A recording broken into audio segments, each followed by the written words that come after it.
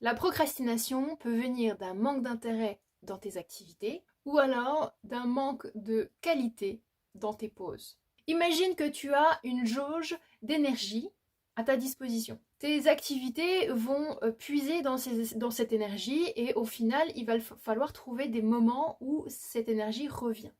D'accord?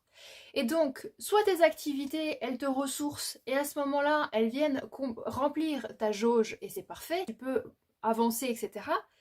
Soit tes activités, elles te fatiguent et par conséquent, elles viennent puiser dans ta jauge et il va falloir trouver autre chose qui va venir remplir ta jauge. Si tu oublies lors de tes activités de faire des pauses suffisamment qualitatives pour te permettre de remplir cette jauge, à ce moment-là, tu seras plus capable de fournir suffisamment d'énergie dans tes activités. Par exemple, si tu travailles dur, tu te donnes 10 minutes pour faire ta pause, mais que pendant ces 10 minutes, tu es en train de scroller sur les réseaux sociaux, l'énergie que ça te prend et l'énergie que ça te crée viennent pas contrebalancer, viennent pas remplir ta jauge. C'est pas satisfaisant pour ton corps, pour ton esprit, que de scroller sur les réseaux sociaux. Ça te donne une petite satisfaction, mais pas suffisante.